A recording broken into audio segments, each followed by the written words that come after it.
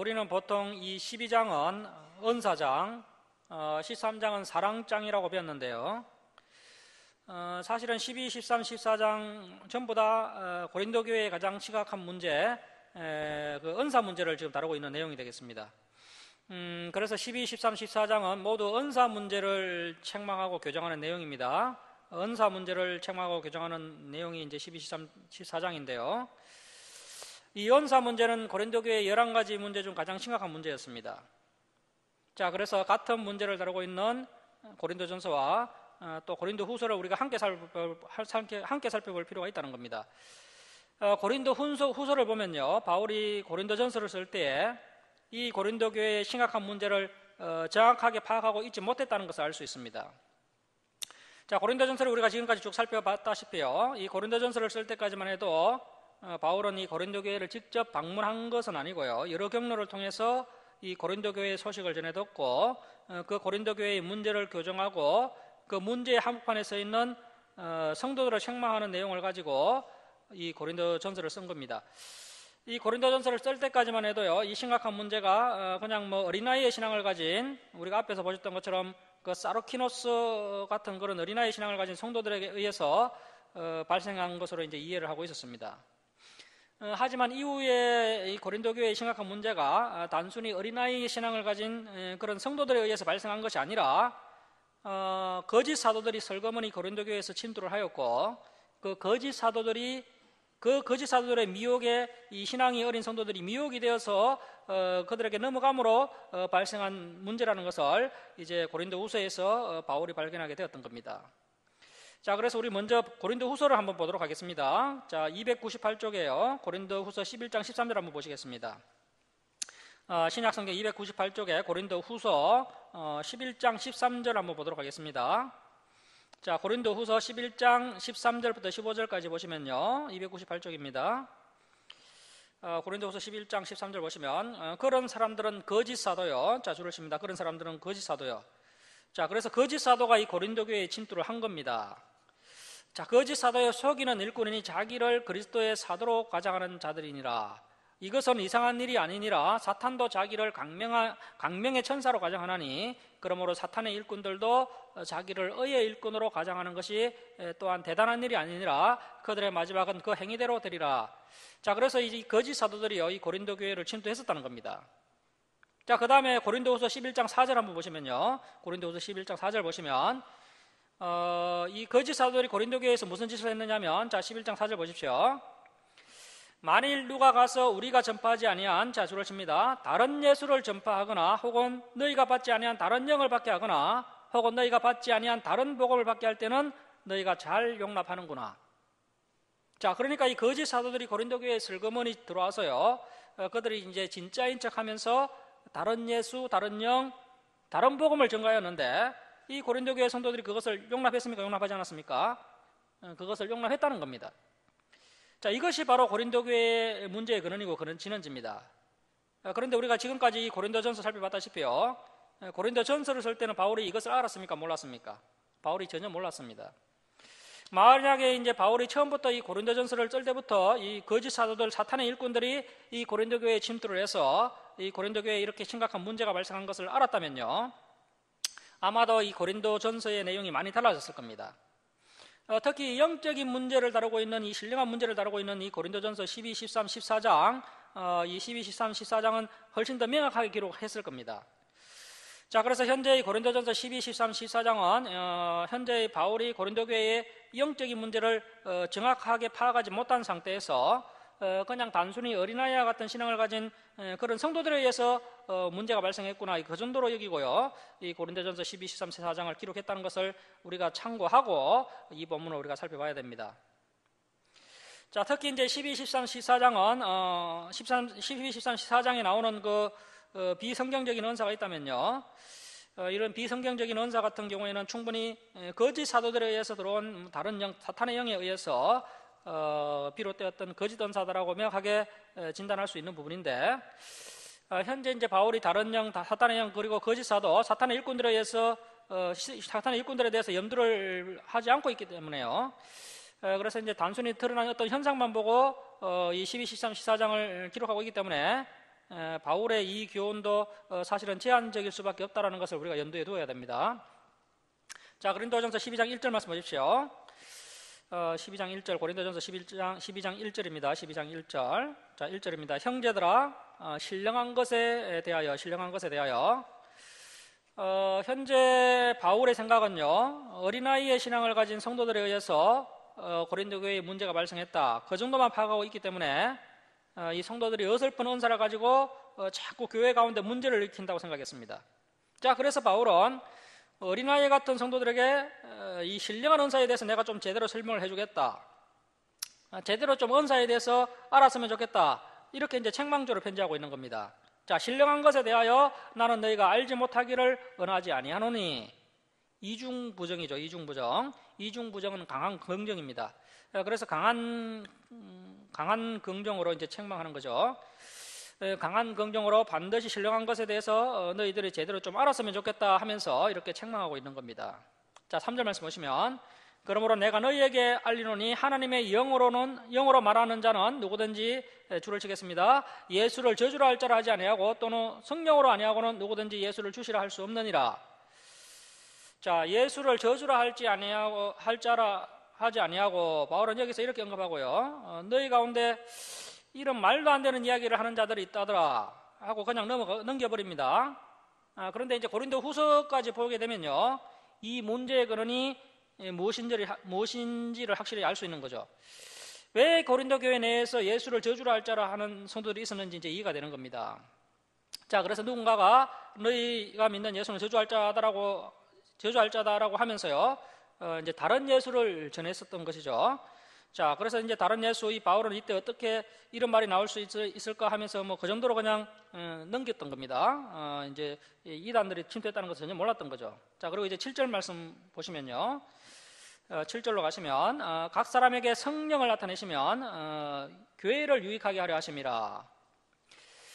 새 번역 성경을 보면은 이제 공동 이익을 위한 것이다 이렇게 번역하고 있고요. 현대 성경에서는 교회 전체의 유익을 위해서라고 번역하고 있습니다. 자, 그래서 교회를 유익하게 하려 하심이라. 그래서 성령께서 주신 모든 은사는 무엇으로 통일되어야 됩니까? 교회를 유익하게 하는 것으로 통일되어야 됩니다. 이 은사는 다양하지만요, 반드시 은사의 목적이 뭡니까? 교회를 유익하게 하는 것으로 통일되어야 합니다. 자, 8절 말씀 보시면, 어떤 사람에게는 성령으로 말미암아 줄을 치겠습니다. 지혜의 말씀을, 또 어떤 사람에게는 같은 성령을 따라 지식의 말씀을. 그래서 이제 어떤 목사님이 어떤 모임에 갔는데요, 소위 성령 사역 하신다는 분들의 교회는 다 성장을 했다는 겁니다. 그런데 우리처럼 말씀 사역하는 목사님들의 교회는 뭐 크게 성장해봐야 200명, 100명 남짓, 대부분 작은 교회였다는 거죠. 그래서 이제 솔직히 이제 갈등이 생긴다는 겁니다. 그런 기간을 보니까 그래서 이제 뭐 말씀을 가르쳤더니 뭐 운동성이 사라지고 어떤 교회의 역동성이라든지 교회의 부흥이 멈췄다. 그래서 이제 말씀을 가르쳤더니 교회의 성장이 멈췄다라는 것은요, 사실 이 말씀이 문제입니까? 아니면 그 교회의 옛모습이 문제였을까요? 사실은 그 교회의 옛모습이 문제였던 겁니다. 그래서 이제 그 교회의 성장이 가짜 성장이었다는 것이죠. 하나님을 아는 것도 아니고 하나님을 믿는 것도 아니고 그야말로 미신적인 분위기에 이끌려서 사람들이 모였던 것을 지나지 않는 겁니다. 자, 그래서 이제 오늘날 소위 말씀을 가르치고 이성과 지성을 강조하면 뭐 성령의 불이 꺼진다 이렇게 이야기하는 사람들이 있는데요. 그런데 정말 그럴까요? 정말 이성을 일깨우고 정말 순수하고 깨끗하게 말씀 사역을 하면요, 마치 이제 성령이 끊어지는 것처럼 느껴질 수가 있습니다. 자, 그런데 사실은요, 그때 그 끊어지는 것은요, 성령이 끊어지는 것이 아니고요, 사실은 마귀가 끊어지는 겁니다. 자, 여러분, 이 말씀 사역이 진짜 성령 사역입니다. 성경에는 그렇게 말씀하고 있습니다. 자, 다시 한번 8절 말씀 보십시오. 8절 한번 보시면은, 자, 어떤 사람에게는 성령으로 말미암아 지혜의 말씀을, 또 어떤 사람에게는 같은 성령을 따라 지식의 말씀을. 자, 그래서 이 말씀과 성령은 뗄래야 뗄 수가 없는 관계입니다. 성령께서 말씀을 기록하게 하셨고요, 또 성령께서 함께 하셔서 말씀을 증거하도록 하시는 겁니다. 그래서 9가지 은사 중에 가장 먼저 소개되는 은사가 뭡니까? 이 지혜의 말씀의 은사, 그리고 지식의 말씀의 은사입니다. 가장 중요한 은사입니다. 지혜의 말씀의 은사, 지식의 말씀의 은사. 그래서 이제 아볼로 목사는 지식의 말씀의 은사를 가지고 있는 것이고요. 바울은 이미 이 지식의 말씀을 넘어선 지혜의 말씀의 은사를 가지고 있는 겁니다. 그래서 가장 먼저 이 말씀의 은사가 나왔다는 것을 우리가 명심해야 됩니다. 자, 그리고 이제 9가지 은사가 쭉 열거가 되는데요. 자, 9절 말씀 보십시오. 다른 사람에게는 같은 성령으로 믿음을, 어떤 사람에게는 한 성령으로 병 고치는 은사를, 어떤 사람에게는 능력 행함을, 어떤 사람에게는 예언함을, 어떤 사람에게는 영들 분별함을, 다른 사람에게는 각종 방언 말함을, 어떤 사람에게는 방언들 통역함을 주시나니. 자, 그래서 은사 중에 제일 마지막에 이제 각종 방언 말하는 은사, 그리고 방언 통역하는 은사를 말하고 있습니다. 그래서 가장 마지막으로 이제 방언 은사를 소개하고 있다는 겁니다. 그리고 현재 바울은요, 고린도 교회의 이 방언에 대해서 정확히 진단을 못하고 있는 것 같습니다. 이 바울은 고린도 교회의 방언이요, 개인에게 주어진 은사 중에 하나인 것으로 생각하고 있습니다. 그런데 이 고린도 교회의 방언은요, 바울이 이 고린도 교회에 없을 때 나타났던 방언입니다. 현재 바울도 이 문제를 정확하게 파악하지 못한 상태에서 이제 이 방언을 은사 중에 하나라고 생각하고 있습니다. 자, 그리고 바울이 이제 이 방언을 직접 확인한 적이 있습니까? 없습니까? 없습니다. 그냥 고린도 교회 소식을 듣고 고린도전서를 기록하고 있는 겁니다. 나중에 이제 고린도 후서를 쓸 때 이 고린도 교회에 이제 특별히 연사 문제가, 이 고린도 교회에 나타났던 이 연사 문제가요, 다른 영 거짓 사도 사탄들의 일꾼들에 의해서 발생했음을 뒤늦게 알게 되었던 것을 볼 수 있습니다. 자, 여러분, 이 방언의 은사가 정말 중요한 은사라면요, 바울 서신 이후에 기록된 그 바울 서신에서 은사를 이야기할 때 반드시 방언 은사가 다시 또 나와야 됩니다. 그런데 고린도 후서 이후에 기록된 이 바울 서신에는요, 이 방언에 대한 은사는 일체 나오지 않습니다. 그것이 중요한 것이라면 반드시 다시 나왔어야 됩니다. 특별히 이제 로마서 12장에 가시면요, 또 은사를 소개하는 부분이 나오는데, 그 로마서 12장에서 은사를 소개하면서 이 방언의 은사는 제외되어 있다는 겁니다. 자, 그래서 이런 전체적인 흐름을 통해서 우리가 분명히 발견할 수 있는 것은 이 방언 은사가요, 오늘날 오순절 교회에서 주장하는 것처럼 그렇게 무게감 있는 그런 중요한 은사가 아니라는 것을 알 수가 있습니다. 자, 그리고 이제 11절 말씀 보시면, 이 모든 일은 같은 한 성령이 행하사 그의 뜻대로, 자, 줄을 지겠습니다. 각 사람에게 나누어 주시는 것이니라. 각 사람에게 나누어 주시는 것이니라. 자, 하나님께서 각 사람에게 주시는 은사는 9가지 뿐만 아니라 각 사람에게 셀 수 없이 다양하게 그렇게 이 재능을, 은사를 나누어 주시는 겁니다. 자, 그래서 이제 12장에서 바울이 하고자 하는 것은요, 은사의 다양성입니다. 은사의 다양성. 은사는 각 사람에 따라서 다양하게 나누어 주신다는 겁니다. 그래서 은사를 획일화시키는 것도 또 성경적이지 않습니다. 자, 그리고 이제 고린도전서 13장은요, 은사의 검증장입니다. 은사의 검증장. 무엇으로 검증합니까? 사랑이 있느냐 없느냐, 이 사랑이 있느냐 없느냐에 따라서 은사를 검증해야 한다는 겁니다. 자, 그 다음에 이제 14장은 은사의 활용 지침서, 은사의 활용 지침서. 자, 그래서 12장은 은사의 다양성, 13장은 은사의 검증장, 14장은 은사의 활용 지침서, 모두 은사 문제를 책망하고 교정하는 내용입니다. 자, 그래서 이제 고린도전서 12장 28절 한번 보시겠습니다. 고린도전서 12장 28절 말씀 보시겠습니다. 28절 보시면 12장 28절, 하나님이 교회 중에 몇을 세우셨으니, 그래서 이제 오늘날 어떤 교회를 보면요, 직분도 없고 모두가 다 형제 자매고요. 그래서 이번 주는 A라는 형제가 설교하고 다음 주는 B라는 자매가 설교하세요. 그런 데가 있습니다. 형제교회라는 데 혹시 들어보셨나요? 여러분, 그거 이단입니다. 그게 아주 비성경적인 교회입니다. 교회도 없고요, 집집마다 돌아다니면서 그렇게 모이는 그런 교회들이 있어요. 형제교회라고. 그런데 그게 성경적이지 않다는 겁니다. 하나님께서 반드시요, 분명히요, 교회의 지도자를 세우셨다는 겁니다. 하나님이 교회 중에 몇을 세우셨으니, 첫째는 사도요. 자, 12사도, 바울 사도 다 돌아가시면서 이제 오늘날 사도라는 직분은 다 없어졌고요. 자, 둘째는 선지자요. 이때는 이제 아직 신약의 계시가 완성되지 않았기 때문에요, 이때는 바울도 베드로도 야고보도 요한도 다 하나님의 선지자적인 그런 성격이 있는 겁니다. 하나님의 계시가 이 선지자에게 내려오고 있기 때문입니다. 하지만 지금은 하나님의 계시가 다 완성되었기 때문에 이 선지자라는 직분도 사라졌습니다. 대신에 목사라는 직분이 생겨난 거죠. 목사는 목자 플러스 교사인데요, 목자 플러스 교사의 합성어입니다. 목자는 돌보는 자고요, 교사는 가르치는 자입니다. 그래서 목사는 돌보고 가르치는 자입니다. 자, 셋째는 교사요. 그 다음은 능력을 행하는 자요, 그 다음은 병 고치는 은사. 이 병 고치는 은사도 오늘날 의학이 많이 발전하면서요, 많이 약화된 은사입니다. 하지만 지금도 이제 절박한 환경 가운데서는요, 특별히 의학이 발전되지 않은 후진국에 가면 이러한 은사가 아직도 많이 나타나는 것을 볼 수 있습니다. 병 고치는 은사와 서로 돕는 것, 그래서 이제 구제와 다스리는 것, 행정과 각종 방언 말하는 것이라 가장 마지막에 방언 은사가 나옵니다. 그리고 이제 29절 말씀 보시면요, 이제 은사의 다양성에 대해서 결론을 짓습니다. 다 사도이겠느냐, 다 선지자이겠느냐, 다 교사이겠느냐, 다 능력을 행하는 자이겠느냐, 다 병 고치는 은사를 가진 자이겠느냐, 다 방언을 말하는 자이겠느냐, 다 통역하는 자이겠느냐. 자, 그래서 오늘날 그 오순절 교단 같은 그런 교회에서요, 방언이야말로 성령의 열매고 심지어 구원의 표라고 주장하면서 모든 성도들이 반드시 다 방언해야 한다라고 주장하는데 결코 성경적이지 않습니다. 요즘은 뭐 장로교 목사님들도 이 오순절교의 영향을 받아서요, 이런 생각하는 분들이 많습니다. 저는 또 이제 신학생 때 양주에서 이제 합동적 교회에서 사역을 했는데요, 보수적인 합동적 교회지만 이 순복음처럼 얼마나 그 방언을 중요하게 생각하는지요. 저도 이제 그 교회에서 방언 처음으로 했습니다. 자, 왜 목사님들이 이렇게 이제 방언을 강조하느냐 하면은, 방언을 하게 되면 성도들이 아주 뜨겁게 된다고 생각하고 있습니다. 방언을 하면은 열심히 예배도 나오고 열심히 기도도 하고, 방언을 하지 못하면 그냥 맹숭맹숭 뜨뜨무리하게 이제 신앙생활을 하니까요, 목사님들이 방언을 강조하는 겁니다. 자, 그런데 성경에서 뭐라고 합니까? 다 방언을 말하는 자이겠느냐? 다 방언을 말하는 게 아니라는 겁니다. 은사는 다양하다라고 이야기하고 있습니다. 자, 그리고 이제 바울이 12장에서 이제 정말 하고 싶은 이야기는 이 이야기입니다. 자, 12장 31절 보십시오. 12장 31절. 너희는 더욱 큰 은사를 사모하라. 주를 칩니다. 너희는 더욱 큰 은사를 사모하라.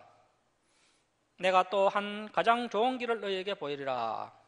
자, 바울은 방언을 사모하라고 하지 않습니다. 바울은 현재 이 문제를 정확하게 진단하지 못한 상태에서 방언도 은사 중에 하나일 것이다, 이 정도로 지금 생각하고 있는 것이고요. 그리고 바울이 정말 이야기하고 싶은 것은 더욱 큰 은사를 사모하라는 겁니다. 자, 그러면 우리가 앞에서 봤던 가장 먼저 소개되었던 은사가 뭐였습니까? 지혜의 말씀의 은사, 지식의 말씀의 은사죠. 그래서 말씀의 은사를 사모해라.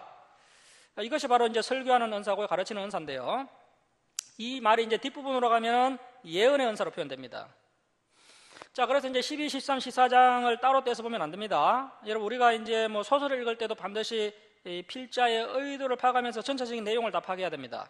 처음도 중요하고 중간도 중요하고요, 말미도 중요합니다. 다 파악하고 나서 이제 판단을 해야 되지, 어설프게 그냥 한두 구절만 가지고 이렇게 이제 판단하고 밀어붙이면 위험할 수 있습니다. 자, 그래서 이제 31절이 결론입니다. 너희는 더욱 큰 은사를 사모하라.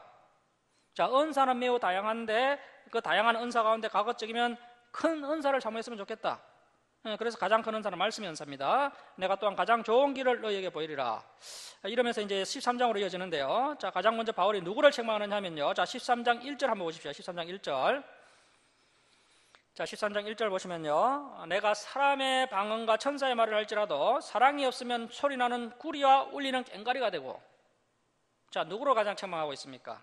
이 방언의 은사를 가진 사람들을 가장 먼저 지목하고 있습니다.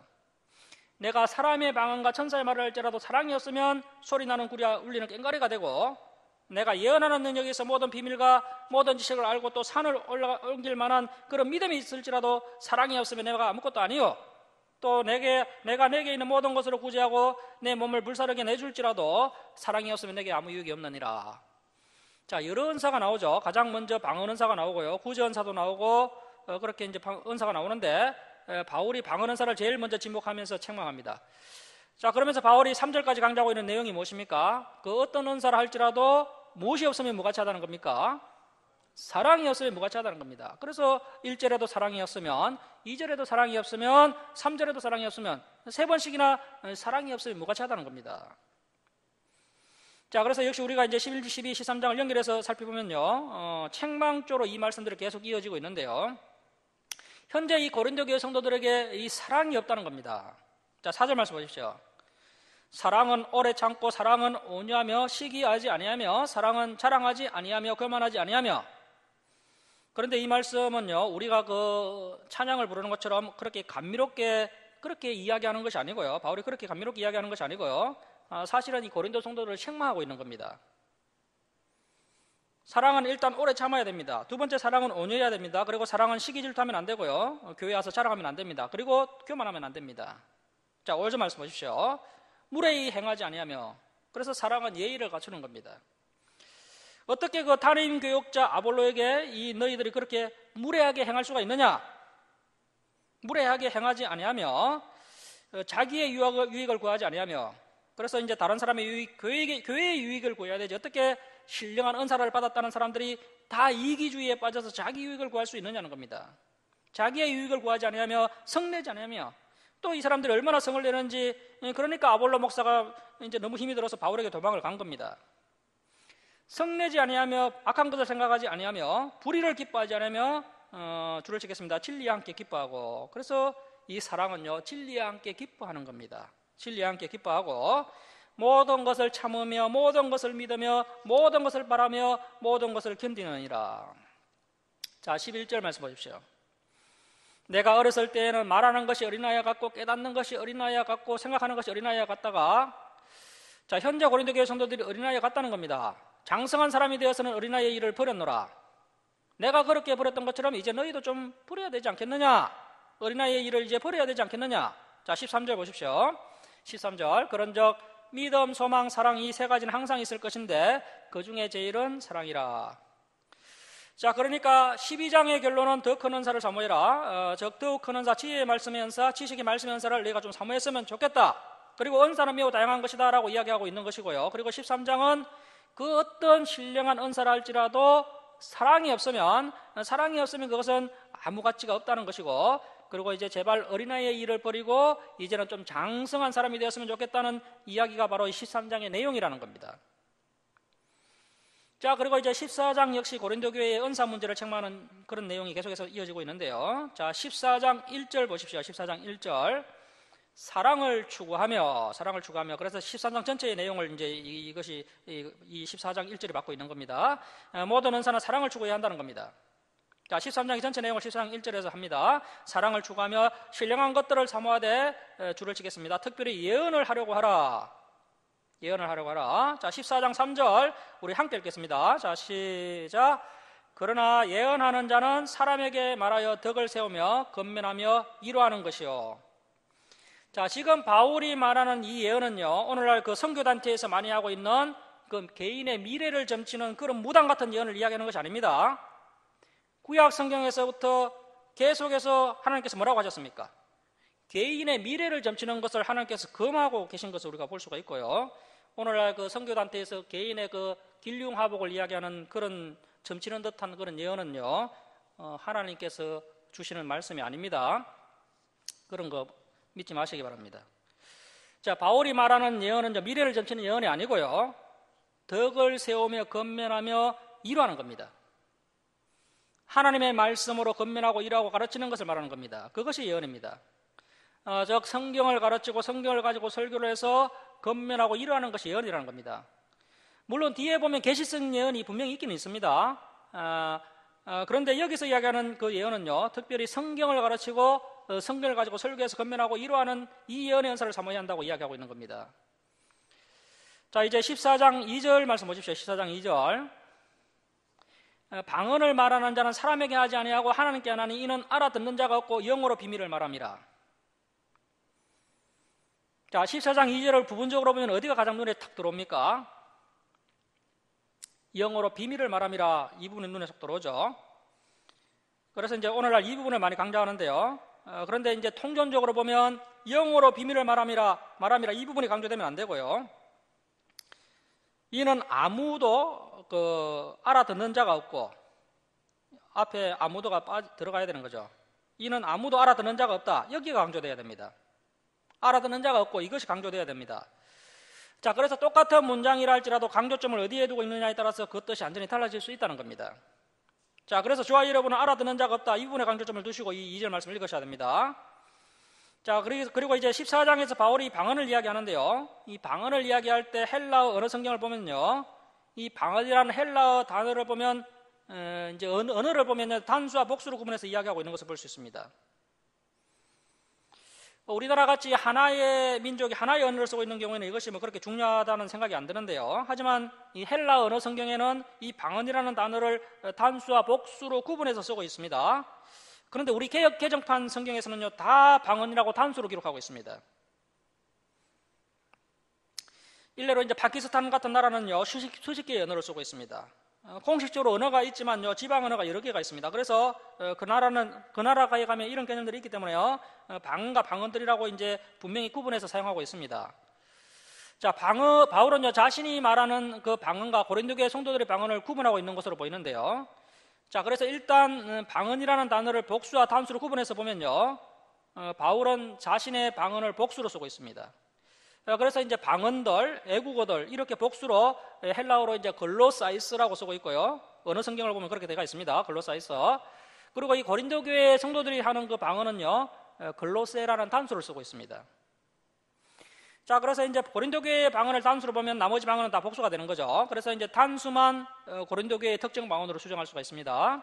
자, 그래서 14장 2절에 나오는 방언이 단수입니다. 그리고 이제 14장 또 4절에 보면 그 방언이 단수고요. 그 다음에 또 14장 13절에 나오는 방언이 단수고요. 그 다음에 14절에 방언이 단수고, 그리고 19절의 끝에 그 방언도 단수입니다. 그 다음에 또 26절의 중간의 방언도 단수고, 그 다음에 27절 방언도 단수고, 그 외의 방언은 다 복수입니다. 그래서 이제 그 에스라우스 노무 목사님은요, 이 부분을 가지고 이야기하기를, 바울은 자신이 말하는 애국어들은 복수, 글로사이스로 표시하고, 이 고린도 교회의 특정 방언은 글로세라는 단수로 이렇게 이제 사용한다고 이야기하고 있습니다. 그리고 이제 2절에 아무도 알아듣는 자가 없다에 강점을 두어야 한다고 제가 말씀드렸는데요. 왜냐하면 뒤에 읽어보면 그것이 이제 이유가 나옵니다. 자, 3절 말씀 보십시오. 3절. 그러나 예언하는 자는 사람에게 말하여 덕을 세우며 건면하며 이루하는 것이요, 방언을 말하는 자는 자기의 덕을 세우고 예언하는 자는 교회의 덕을 세우나니. 자, 그러면 어느 은사가 더 고차원적인 은사입니까? 방언을 말하는 자는 자기의 덕을 세우고요, 예언하는 자는 공동체의 덕을 세운다. 역시 공동체의 덕을 세우는 예언이 훨씬 더 수준 높은 은사라는 겁니다. 자, 5절 말씀 보십시오. 너희가 다 방언, 이 방언은 복수입니다. 그래서 로마 시대에는 수많은 지방 언어가 있었고요, 그 로마와 라틴어를 제한 모든 지방에 사용하는 언어들이 이제 지방 언어인데요, 그 지방 언어의 준말이 방언입니다.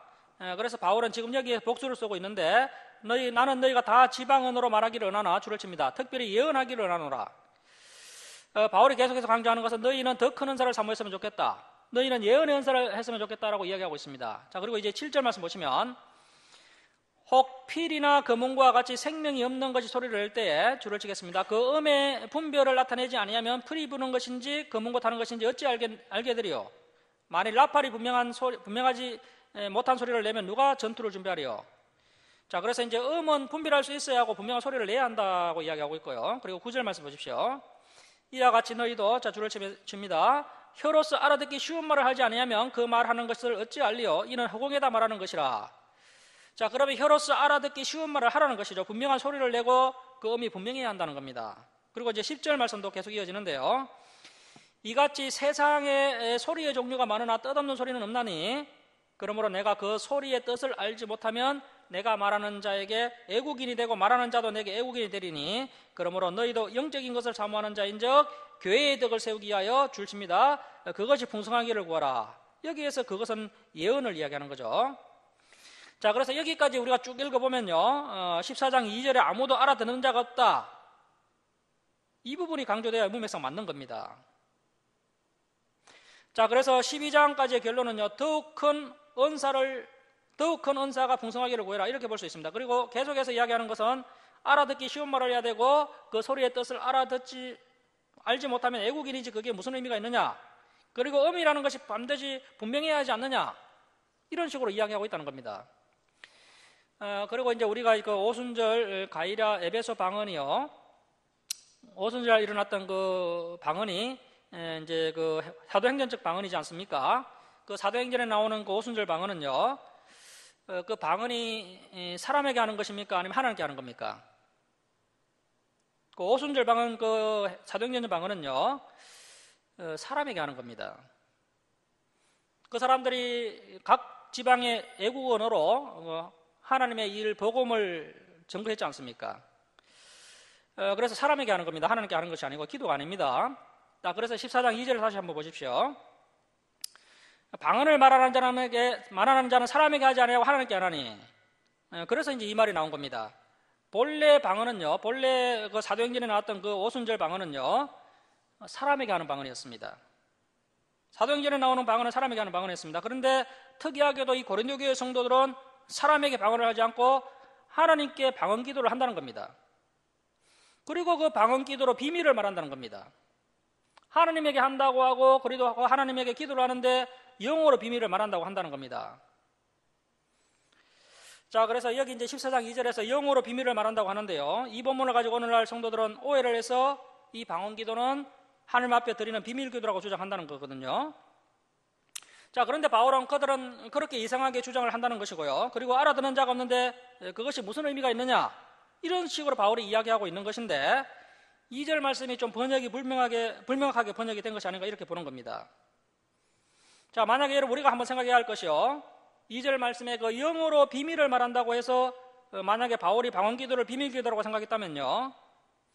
하나님과 그 사람만의 비밀 기도라고 생각했다면 바울이 그 방언을 통역하라고 하면 됩니까? 안 됩니까? 그 하나님과의 비밀 기도인데 그 통역하라고 하면 안 되죠. 그 사람과 하나님과의 두 사람만의 비밀 기도라면 바울이 무엇이간데 자기가 중간에 끼어들어서 그것을 통역하라고 이야기합니까? 자, 여러분 만약에 앞에서 이야기했던 그 아무도 알아듣는 자가 없다, 그것이 강조되어야 하고요. 그 흐름 가운데 바울이 계속해서 강조하는 것은 반드시 그 알아들 수 없는 방언은 통역이 되어야 한다는 겁니다. 그것을 계속해서 강조하고 있습니다. 여러분 만약에 바울이 영어로 비밀을 말하면 여기를 강조했다면요, 바울이 통역하라고 해서도 안 됩니다. 바울의 강조점은 거기에 있는 것이 아니라는 겁니다. 자, 14장 13절 말씀 보십시오. 그러므로 방언을 말하는 자는 통역하기를 기도할지니 내가 만일 방언으로 기도하면 나의 영이 기도하거냐 나의 마음은 열매를 맺지 못하느니라. 자, 14절 말씀을 가지고 바울 역시 고린도 교회 성도들과 똑같은 방언 기도를 했다고 주장하는데요. 이 14절은요, 바울이 기도했다는 것이 아니고 방언 기도했다는 것이 아니고요, 가정문입니다. 내가 만일 방언으로 기도하면 가정문이잖아요. 나의 영이 기도하거니와 나의 마음은 열매를 맺지 못하리라. 바울은 방언으로 기도하지 않았습니다. 오늘날 성도들이 이 본문을 가지고 방언은 나의 영이 기도한다라고 이야기하는데요. 그런데 정말 바울이 강조하고 싶었던 부분이 어딜까요? 나의 마음은 열매를 맺지 못하리라. 이 부분을 바울이 강조하고 있는 겁니다. 그런데 오늘날 성도들은 나의 영이 기도하거나 이 부분만을 보기 때문에 본래 뜻이 안 보이는 겁니다. 자, 이제 15절 말씀 보십시오. 자, 그러면 어떻게 할까? 내가 영으로 기도하고 또 마음으로 기도하며 내가 영으로 찬송하고 또 마음으로 찬송하리라. 자, 15절 말씀 이해가 되십니까? 자, 여러분 기도하거나 찬송할 때 영과 마음이 따로따로 하면 됩니까? 안 됩니까? 안 됩니다. 기도할 때 영과 마음이 함께 기도해야 되고요, 영과 마음이 함께 찬양해야 한다는 겁니다. 따라서 내가 무엇을 기도하고 내가 무엇을 찬송하고 있는지 마음으로 분명히 알고 기도하고 찬송해야 한다는 겁니다. 그런데 이것이 이제 번역이 애매하게 되는 바람에 오늘날 많은 오해를 불러일으키고 있습니다. 자, 16절 말씀 보십시오. 그렇지 아니하면 내가 영으로 축복할 때에 알지 못하는 처지에 있는 자가 내가 무슨 말을 하는지 알지 못하고 내 감사에 어찌하면 하리요. 자, 그래서 우리가 기도하고 찬송할 때 상대방이 쉽게 알아듣고 함께 기도하고 함께 아멘할 수 있도록 그렇게 기도하고 찬송해야 한다라고 바울이 분명하게 이야기하고 있는 겁니다. 그래서 뭐 부분적으로 보면 우리가 오해의 소지가 있지만요, 전체적인 흐름을 봤을 때요, 이 오해가 분명히 풀리게 되어 있습니다. 그래서 성경을 전체적으로 봐야 한다는 겁니다. 자, 그리고 18절 말씀 보십시오. 내가 너희 모든 사람보다 방언을 더 말함으로 하나님께 감사하노라. 여기 방언은요, 글로사이스라는 복수형을 썼습니다. 사도행전 방언은 지방언어로서 방언이었습니다. 실제로 이 바울은요, 지방언어에 아주 능숙한 사람이었습니다. 여러 지방언어들을 능숙하게 구사했습니다. 바울은 히브리어, 아람어, 헬라어, 라틴어를 두루 선nhập한 언어의 은사가 있는 사람이었습니다. 자, 19절 말씀 보십시오. 그러나 교회에서 내가 남을 가르치기 위하여 깨달은 마음으로 5마디 말을 하는 것이, 이것이 예언의 은사죠. 성경을 가지고 가르치고 그래서 상대방을 깨닫도록 하는 것, 그 5마디 말을 하는 것이 1만 마디 방언으로 말하는 것보다 나으니라. 역시 바울은 계속해서 예언의 은사를 강조하고 있습니다. 자, 22절 말씀 보시면 그러므로 방언, 이 방언은 복수형을 쓰고 있습니다. 지방언은 오순절, 그 가이사라 에베소 방언은 은사가 아니고 이례적 표적이었습니다. 그래서 그 이례적 표적은 줄을 칩니다. 믿는 자들을 이해하지 아니하고 믿지 아니하는 자들을 이해하는 표적이나 예언은 믿지 아니하는 자들을 이해하지 아니하고 믿는 자를 이해함이니라. 그러므로 온 교회가 함께 모여 다 방언으로, 지방언으로 말하면 알지 못하는 자들이, 이 새신자들이나 믿지 않는 자들, 불신자들이 들어와서 너를 미쳤다 하지 아니하겠느냐. 자, 그래서 설사 그 방언이 그 지방언으로서의 방언이라 할지라도요, 너희가 모여서 계속해서 외국어를 가지고 알아듣지 못하는 말을 가지고 그렇게 이제 하면은 미쳤다는 소리를 들을 수 있다는 겁니다. 자, 24절 말씀 보십시오. 그러나 다 예언을 하며 믿지 않는 자들이나 알지 못하는 자들이 들어와서, 새신자나 불신자들이 와서 모든 사람에게 책망을 들으며 모든 사람에게 판단을 받고 그 마음에 숨은 일들이 드러나게 되므로, 자, 그래서 이제 하나님의 말씀을 배우면요, 그 말씀이 마음에 비추이기 때문에 그 우리의 어두운 죄, 우리의 숨은 죄들이 다 드러나게 되므로 엎드려 하나님께 경배하며 하나님이 참으로 너희 가운데 계신다 전파하리라. 자, 그래서 방금 우리가 봤던 것처럼 예언을 통해서, 말씀을 통해서 숨은 죄가 드러나도록 그렇게 하는 것이 바로 의미가 있는 사역이라는 겁니다. 자, 그래서 27절 말씀 보시면요, 27절 보시면 바울이 아직도 이 고린도 방언을 직접 들어본 적도 없고요, 이 신령한 은사 문제가 이 고린도 교회 가운데 발생했는데 그 은사 문제에 대한 근원이 누군지 정확하게 판단하지 못한 상태에서 대략 취한 조치입니다. 그래서 이제 우리가 정말 오늘 이 말씀만으로 제대로 봤으면 좋겠는데요. 자, 27절 말씀 보십시오. 만일 누가 방언으로 말하거든, 여기에서 방언은 단수를 사용합니다. 그래서 이제 고린도 방언이고요. 만일 누가 방언으로 말하거든, 고린도 교회들이, 그 성도들이 말했던 방언을 말하거든, 두 사람이나 많아야 세 사람이 차례를 따라, 그래서 이제 질서 있게 한 사람씩 순서대로 방언하고 한 사람이 통역할 것이요. 만일 통역하는 자가 없으면 교회에서는 잠잠하고.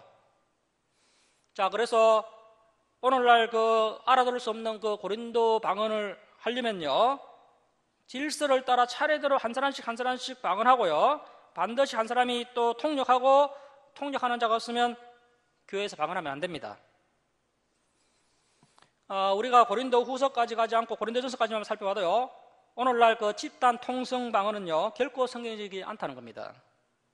누가 그렇게 하라고 했습니까? 바울이 분명히 하지 말라고 그랬지 않습니까? 만약에 바울이 이 고린도 교회의 거짓 사도, 거짓 영예에서 거짓 방언했다는 것을 미리 알았다면요, 이 정도로 이야기하지 않고 당장 중단해, 이렇게 이야기했을 겁니다. 그런데 우리가 거기까지 해석하지 않더라도요, 오늘날 교회에서 하고 있는 그런 오순절 교회 같은 데서 많이 하고 있는, 은사주의 교회에서 하고 있는 이 집단 통성 방언 기도는 결코 성경적으로도 용납될 수 없는 기도 방법이라는 겁니다. 자, 그러면서 나온 이야기가 이제 33절 말씀입니다. 줄을 쳤겠습니다. 하나님은 무질서의 하나님이 아니시오. 반드시 방언할 때 한 사람씩 질서 있게 하라는 겁니다. 앞에서 말씀드렸다시피 이 사람들 예배 시간에 신령한 은사를 받았다고 하면서 그 아볼로 목사의 예배를 방해하고 교회 질서를 무너뜨리는 일들이 고린도 교회 가운데 일어났다는 사실을 유추해 볼 수가 있습니다. 자, 그리고 이제 29절에 나오는 그 예언은 가르치는 예언이 아니고요, 이 예언은 계시성 예언입니다. 29절부터 32절까지는 가르치는 예언이 아니고 계시성 예언입니다. 그런데 이제 신약 성경까지 계시가 다 완성되었기 때문에요, 오늘날 우리에게는 더 이상 해당이 안 되는 말씀입니다. 이미 성경이 다 완성되었기 때문에 이제 계시성은 예언은 해당이 안 되는 겁니다. 자, 34절 말씀 보십시오. 여자는 교회에서 잠잠하라. 이 말씀은 오늘날 모든 교회에서 적용되는 말씀이 아닙니다. 당시 고린도 교회에서 문제를 일으킨 일부 여성들이 있었는데요, 그 여성들이 바로 은사파였고요, 그 은사파 여성들이 이 고린도 교회의 질서를 깨뜨리고 문제를 일으켰던 겁니다. 그래서 바울이 이렇게 이야기한 겁니다. 자, 36절 말씀 보십시오. 하나님의 말씀이 너희로부터 난 것이냐, 또는 너희에게만 임한 것이냐. 강한 책망이죠. 일부 고린도 교회 여성들이요, 자신이 좀 방언 좀 한다고, 좀 신령한 은사를 가지고 있다고 해서 말만 하고 해감이 전혀 없는 그런 어린아이 같은 신앙을 가지고서 마치 하나님의 말씀이 자기들에게 임한 것처럼 그렇게 행동했다는 겁니다. 하나님의 말씀이 너희로부터 난 것이냐, 또는 너희에게만 임한 것이냐. 그래서 이제 당시에 그 아포로디테라든지 아데미 여신, 그런 그 여신들을 섬기는 그런 신전에 가면요, 그 제사장들이 여성들이었습니다. 그래서 여성들이 신접함을 받아서요, 막 예언을 하고 방언을 했는데 이 여성들이 그것을 이 고린도 교회로 그대로 가지고 온 겁니다. 그 유럽에는 여신 종교가 발달했기 때문에요, 그러한 모습들이 있었던 겁니다. 그것을 고린도 교회로 그 여성들이 그대로 가지고 온 겁니다. 자, 37절 말씀 보십시오. 만일 누구든지 자기를 선지자나 혹은 선량한 자로 생각하거든, 이렇게 생각하는 여성들이 많았다는 겁니다. 내가 너희에게 편지하는 이 글이 줄을 치겠습니다. 주의 명령인 줄 알라. 만일 누구든지 알지 못하면 그는 알지 못한 자니라. 이것이 무슨 말이냐면요, 이 편지를 인정하지 않으면 그 사람도 인정받지 못한다. 그 사람도 인정할 수 없다는 겁니다. 누구든지 알지 못하면 그는 알지 못하는 자니라. 이 편지를 인정하지 않는다면 그 사람도 인정받지 못한다. 주의 명령인 줄 알라. 자, 39절 말씀 보십시오. 그런즉 내 형제들아 예언하기를 사모하며 방언, 지방 언어들 말하기를 금하지 말라. 여기는 또 글로 써 있습니다. 지방 언어입니다. 고린도 교회 방언이 아니고요. 자, 40절 말씀 줄치고 별파입니다. 모든 것을 품위 있게 하고 질서 있게 하라. 자, 이렇게 12, 13 시사장은 전부 다 은사 문제를 다루고 있고요. 이 은사 문제가 고린도 교회의 가장 큰 문제였기 때문에 가장 많은 분량을 할애해서 12, 13 시사장에 고린도 교회의 은사 문제를 교정하는 바울의 노력을 우리가 발견하게 됩니다. 자, 그래서 이 12, 13 시사장 전체를 통해서 우리가 발견하게 되는 것은 첫 번째, 말씀의 은사를 사모하라는 겁니다. 두 번째, 그 은사를 사랑으로 검증하라는 겁니다. 세 번째, 모든 은사를 제발 품위 있게 질서 있게 해라. 이 세 가지로 결론이 내려지게 됩니다. 그리고 이제 이것은 참고삼아 말씀드리면요, 종교개혁자 존 칼빈의 제네바 교리문다스가 있습니다. 1542년판인데요. 제네바 교리문다스를 이 칼빈이 만든 이유는요, 새신자 교육용으로 만들었습니다. 믿음이 약한 성도들 새신자를 위한 교육용으로 이 제네바 교리문다스를 1542년에 만들었는데, 거기에 그 247문에 이런 질문이 있습니다. 어떤 질문이냐 하면, 방언으로 알지 못하는 말로 기도하는 것에 대해서 어떻게 생각하십니까? 자, 믿음이 어린 새신자가 칼빈에게 이렇게 질문하고요, 칼빈이 거기에 대해서 답을 하는 형식으로 이루어져 있는데요, 방언으로 알지 못하는 말로 기도하는 것에 대해서 어떻게 생각합니까? 이런 물음에 이제 칼빈이 대답하기를, 자신도 이해하지 못하는 방언 기도는 하나님을 조롱하는 것일 뿐이다. 자신도 이해하지 못하는 방언 기도는 하나님을 조롱하는 것일 뿐이다. 그러므로 그리스도인들은 이러한 이선적인 행위에 관련되지 말아야 한다. 방언 기도 하라는 겁니까? 하지 말라는 겁니까? 종교개혁자 칼빈은 방언 기도 하지 말라고 분명히 이야기하고 있습니다. 이것이 바로 개혁교회의 신학의 노선이 되어야 됩니다. 그런데 오늘 어떻습니까? 이 장로교, 특히 이제 개혁파 교회들도 방언하는 교회들이 너무나도 많죠. 다 이제 여기서 다 이탈한 겁니다, 지금 현재. 자, 이제 15장으로 가겠습니다. 15장은 이제 부활장으로 유명한데요, 부활은 아주 중요한 교리고 또 잘하는 내용이기 때문에 생략합니다. 자, 이제 16장으로 가겠습니다. 16장. 자, 16장 10절 말씀 보십시오. 디모데가 이러거든. 그러니까 이 고린도전서를 디모데가 고린도교회에 전달한 것이죠. 바울이 가장 신뢰하는 인물이 디모데인데요. 디모데가 이제 고린도전서를 고린도교회로 들고 간 겁니다. 디모데가 이러거든. 너희는 조심하여 그로 두려움 없이 너희 가운데 있게 하라. 이는 그도 나와 같이 주의 일을 힘쓰는 자입니다. 그러므로 누구든지 그를 멸시하지 말고 평안히 보내어 내게로 오게 하라. 나는 그가 형제들과 함께 오기를 기다리노라. 자, 12절. 형제 아볼로에 대하여는 그에게 형제들과 함께 너에게 가라고 내가 많이 권하였으되 지금은 갈 뜻이 전혀 없으나 기회가 있으면 가리라. 이 아볼로 목사님이 고린도교회 성도들 때문에 얼마나 많은 고생을 하였는지요. 바울이 여러 차례 권하였지만 이 아볼로가 고린도교회로 돌아갈 의사가 전혀 없다는 겁니다. 자, 그리고 이제 방금 읽었던 그 10절, 11절 말씀도 보면요, 이 아볼로를 멸시한 무례하게 행했던 그 고린도교회 성도들이요, 또 이 나이가 젊고 겸손한 이 디모데를 보내면 얼마나 또 무례하게 행하겠나, 이런 걱정을 하는 그 바울의 마음이 느껴집니다.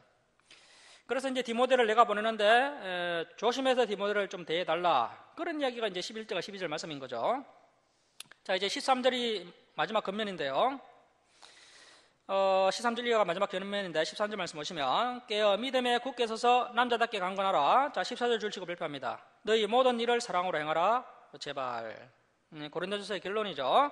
너희는 모든 일을 사랑으로 행하라. 사랑으로 은사를 검증하고 모든 일을 사랑으로 좀 할 수 없느냐.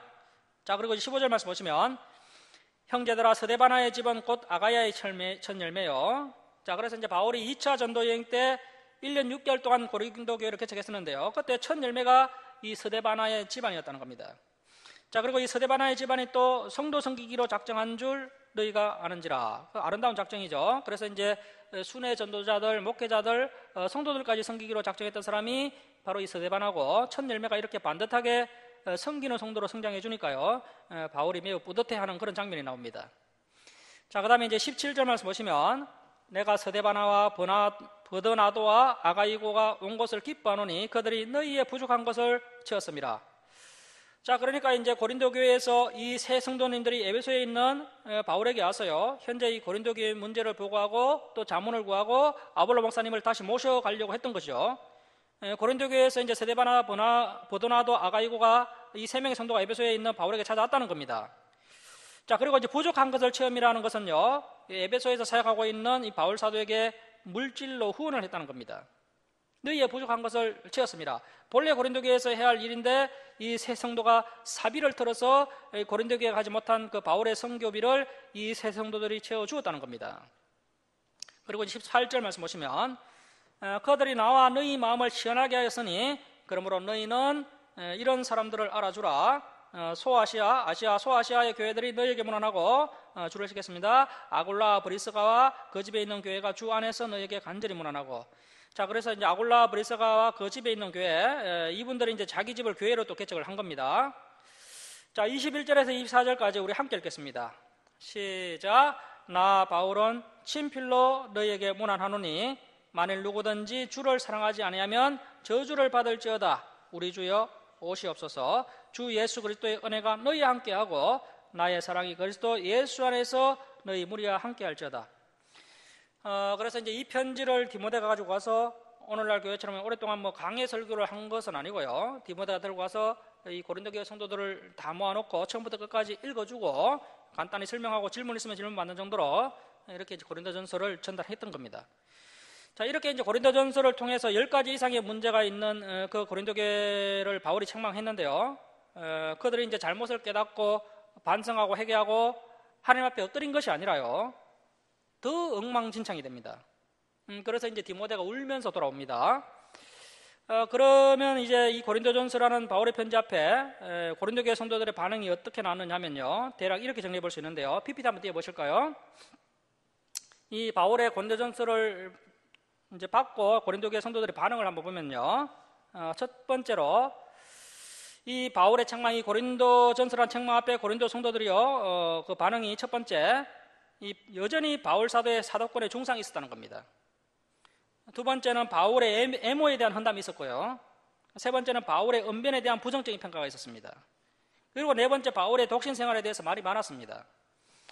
그리고 다섯 번째, 바울이 고린도 교회에서 사례비를 받지 않은 것이 문제가 되었습니다. 자기가 사도가 아니니까 당당하지 못해서 사례비를 못 받은 것이다, 이런 생각을 하는 성도들이 있었다는 겁니다. 그리고 여섯 번째, 바울이 항상 자신을 낮추고 겸손하게 행동하니까 바울이 박력이 없다. 그리고 일곱 번째, 바울이 방문 약속을 지키지 않았다고 시비하는 성도들이 있었고요. 여덟 번째, 저렇게 못생긴 사람 속에 어떻게 그리스도의 영이 들어있겠는가, 이 바울 속에 있는 그리스도의 영을 의심하는 사람들이 있었고, 아홉 번째, 바울이 고린도 교회에서 사례를 받지 않았는데 떠나고 나서 에베소 교회에 있을 때 이제 후원을 요청을 하니까요, 떠나면 가만히 이제 왜 후원 요청을 하느냐. 사실은 에베소에서 사역할 때 이 고린도 교회에 후원 요청을 한 것은요, 예루살렘 교회의 빈민들을 구원하기 위한 구제헌금이었던 겁니다. 그래서 이제 그것에 대한 부정적인 반응이 고린도 교회 가운데 일어나게 됩니다. 그리고 마지막 열 번째, 바울에게 치명적인 질병이 있었는데요, 이것이 회복되지 않은 것을 가지고 또 말을 하는 겁니다. 그래서 바울이 나도 낫고 싶다. 내가 이것을 가지고 3번이나 기도했는데 번번이 주님께서 안 고쳐주시고 내 은혜가 내게 족하다. 주님께서 그렇게 하시는데 낸들 어떡하겠느냐. 그리고 내가 받은 계시가 너무 커서 하나님께서 내가 교만하지 않도록 내게 가시를 주신 것이다 라고 해명하는 부분을 볼 수가 있습니다. 그래서 이제 디모데가 고린도전서를 들고 와서요, 이 고린도 교회를 책망했는데 이렇게 더 엉망진창이 되고 만 겁니다. 이번에 그 이제 디모데의 보고를 통해서 바울은 고린도 교회의 문제가 자신이 생각했던 것처럼 단순히 사르키노스 어린아이의 신앙을 가진 성도들로 인해서 발생한 문제가 아니라 그것보다 훨씬 더 심각한 문제라는 것을 뒤늦게서야 깨닫게 됩니다. 그래서 이제 신학자들이 이야기하기를요, 이 바울이 이 디모데를 통해서 보낸 그 고린도전서의 책망이 이 고린도 교회에 전혀 먹히지 않았고 고린도 교회가 더 엉망진창이 되었다는 보고를 받고 바울이 급하게 바다를 건너가서 이 고린도 교회를 직접 방문한 것으로 봅니다. 자, 그래서 바울이 직접 고린도 교회를 방문한 것으로 보고요, 신학자들은 이것을 근심의 방문이라고 이야기합니다. 바울이 방문한 그 근거를 고린도후서 2장 1절에서 찾아볼 수 있습니다. 적어놓으시고 2장 1절 한번 찾아보시면 그런 게 나옵니다. 그래서 신학자들이 이제 고린도후서 2장 1절을 가지고 바울이 이제 근심의 방문이 있었다고 이야기합니다. 이것이 이제 바울의 두 번째 방문이었죠. 고린도후서 2장 1절입니다. 첫 번째 방문은 언제였습니까? 2차 전도 여행 때 1년 6개월간 고린도 교회를 직접 개척했을 때, 그때가 이제 첫 번째 방문이었고요. 그리고 이제 디모데의 이 보고를 받고 나서 바울이 급하게 고린도 교회에 직접 방문한 이 근심의 방문이 바울의 두 번째 방문이 되겠습니다. 자, 그런데 이 두 번째 방문에도 불구하고 고린도 교회의 문제는 해결되지 않습니다. 해결되지 않고 바울은 근심에 쌓인 채 에베소로 돌아오게 됩니다. 아마 추정하기로는 교회를 제대로 살펴보지도 못할 정도로 이렇게 특히 어떤 큰 방해가 있었던 것 같습니다. 그래서 그냥 허무하게 근심만 안고 돌아오게 됩니다. 아무튼 에베소로 다시 돌아와서 고민하다가 다시 고린도 교회에 편지를 쓴 것으로 보입니다. 이 편지는 오늘날 보존되지 않아서요, 오늘날 우리가 확인할 수는 없지만 고린도 후서 내용을 가지고 추론해 볼 때 아주 격한 감정으로 매우 강한 책망의 편지를 썼던 것으로 추론할 수 있습니다. 자, 그래서 이제 바울의 극한 감정의 편지를 쓰게 되는데요, 바울이 고린도전서를 보냈고 고린도전서를 통해서 그 문제가 해결되지 않자 바울이 급하게 지중해 교회를 건너가서 고린도를 방문했고 방문을 했지만 근심만 안고 다시 에베소로 돌아올 수밖에 없었고, 에베소로 돌아와서 이제 다른 방법이 없는 겁니다. 그래서 바울이 직접 고린도 교회를 방문했음에도 불구하고 어떤 사람들의 큰 방해로 교회도 제대로 살펴보지 못하고 어떤 문제도 해결하지 못하고 그냥 근심만 안고 돌아왔기 때문에 이 바울의 감정이 어떻겠습니까? 그래서 그 상한 감정 그 상태로 그대로 이제 격한 편지를 써서 보내는 것으로 추정이 되는데요, 이 편지는 오늘날 보존되지 않고 있습니다. 자, 이렇게 바울이 격한 감정으로 고린도 교회에 편지를 보냈는데 이게 이제 며칠 지나서 이제 감정이 다 가라앉고 나서요, 내가 너무 감정적으로 책망한 것이 아닌가 해서 이 편지 보낸 것을 바울이 또 상당히 근심하게 됩니다. 특별히 이제 고린도전서를 보내면서 바울이 어떻게 이야기했습니까? 앞에 고린도전서 보내면서 사랑은 오래 참고 사랑은 성내지 않음이라고 했는데요, 자기가 감정이 격해져서 이 감정적인 편지를 썼기 때문에 이 편지를 보내고 나서 너무나도 후회가 많이 일어나는 겁니다. 바울이 이 편지를 보낸 것을 근심하다가 이제 디도를 통해서 고린도 교회에 편지를 보냅니다. 이렇게 디도를 보내고 어느 정도 시간이 지나서요, 디도를 통해서 편지를 보낸 건 아니고 디도를 일단 고린도 교회에 보낸 겁니다. 이렇게 디도를 보내고 나서 어느 정도 시간이 지나서요, 이 디도가 돌아올 시간이 되었는데도 디도가 돌아오지 않는 겁니다. 아무 소식이 없는 거죠. 그래서 이제 바울이 근심이 되는 겁니다. 격한 감정의 편지를 쓴 것도 후회가 되고, 그리고 디도를 보냈는데 디도도 또 돌아오지 않고 아무런 소식이 없으니까 야, 이거 뭔가 탈이 나도 단단히 남는 것 같다, 이렇게 걱정이 돼서요, 바울이 참다 못해서 디도가 돌아오기로 했던 그 길을 이 바울 사도가 직접 거슬러서 올라갑니다. 자, 그래서 PPT 한번 보시면요, 3차 전도여행 한번 PPT 한번 보시면 계속 한번 넘겨보실까요? 바울이 이제 에베소에서 직접 드로아 지역으로 올라갑니다. 바울이 직접 드로아로 올라가는데요, 드로아로 갔더니 이제 드로아 지역 성도들이 바울 사도 오셨다 하면서 집회하는 줄 알고 막 모여드는 겁니다. 그때 바울은 난 지금 디도를 만나야 된다, 나는 지금 집회할 상황이 아니다 하면서 바울이 그냥 그 유럽의 그 마게도냐로 건너가는 겁니다. 이 마게도냐의 대표적인 교회가 이제 빌보 교회와 데살로니가 교회가 있죠. 바울이 이제 빌보 교회까지 갔는데도 디도가 돌아오지 않는 겁니다. 그러니까 바울이 더욱 근심하고 이제 바울이 데살로니가 지역까지 거슬러 올라간 것으로 추정이 됩니다. 그때서야 이 디도가 돌아온 겁니다. 그래서 이제 드디어 바울이 이제 데살로니가쯤에서 이 디도를 만나서 이 디도를 통해서 이제 고린도 교회에 보고를 받게 되는데요, 이 디도가 보고하기를 그동안 고린도 교회를 어지럽게 했던 자들은 거짓 사도들이었으며 이들이 강력한 천사로 가정해서 이 교회에 침투하여 다른 예수를 전하였고 다른 영을 받게 했으며 다른 복음을 전하여서 이 고린도 교회를 어지럽게 했던 그 문제의 근원이 바로 이 거짓 사도였습니다. 이러한 보고를 이제 이때서야 바울이 이제 디도를 통해서 받게 됩니다. 자, 그리고 이제 이번 일이 매우 심각한 영적인 문제였고 그 문제의 근원을 파악하는데 예상보다 많은 시간이 걸렸고, 그래서 제가 이렇게 늦게 돌아올 수밖에 없습니다라고 이제 디도가 사정을 이야기하니까요, 바울이 이제 이해를 했던 겁니다. 그리고 이제 디도가요, 이 영적인 문제를 파악하는데 시간이 오래 걸렸고, 그리고 이 거짓 사도들을 다 쫓아내느라 이렇게 바울 선생님께 뒤늦게야 보고를 합니다. 이러한 디도의 보고를 이 바울이 받게 된 겁니다. 자, 디도가 전한 이 충격적인 보고를 접한 바울은요, 그 자리에서 곧바로 고린도 후서를 기록합니다. 그래서 이제 고린도 후서를 기록하여서 다시 디도를 통해서 고린도 교회에 이 편지를 전달하게 된 겁니다. 자, 그래서 지금까지 살펴봤던 내용들, 고린도 교회 교정 순서를 다시 한번 보면요, PPT 한번 넘겨보실까요? 다음 PPT 한번 넘겨보실래요?